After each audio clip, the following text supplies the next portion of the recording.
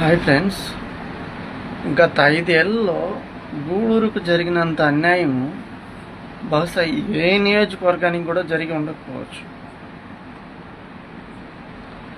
అసలు ఎమ్మెల్యే ఎవరు అని కూడా మాకు తెలీదు. అలా అయిపోయిందన్నమాట. వైఎస్ఆర్సీపీ పార్టీ అధికారంలో ఉన్నప్పుడు అసలు ఎమ్మెల్యే ఎవరు, అసలు అధికారులు ఎవరు, అసలు ఎక్కడికి వెళ్ళాలి, అసలు అప్పుడు అధికారం లేనప్పుడు కూడా సరే ఏదైనా అవసరం ఉందంటే అది ఇంకా ఖచ్చితంగా పాసం సునీల్ కుమార్ సార్ ఇల్లే కనిపిస్తుంది ఎవరికైనా. అంటే ఇప్పుడు అధికారం ఉంది, కానీ అప్పుడు అధికారం లేకపోయినా కూడా సరే ఆయన ఎత్తుక్కుంటూ వెళ్తారండి. ఎందుకంటే మా తీర ప్రాంత ప్రజలందరికీ ఇంక ఎవరు తెలీదు. ఇంక తెలిసిన వ్యక్తిలా పాసం సునీల్ కుమార్ సార్ గారు. ఇప్పుడు ఆయన చేస్తున్న అభివృద్ధి ఎలా ఉందో చూస్తుంటే అర్థమవుతుంది. ఒకవేళ అధికారులు స్పందించకపోయినా సరే డైరెక్ట్గా ఆయనకి కాల్ చేయమని చెప్తున్నారు ఆయన. అలా ఎవరు చెప్తారండి ఇప్పుడున్న నాయకులు?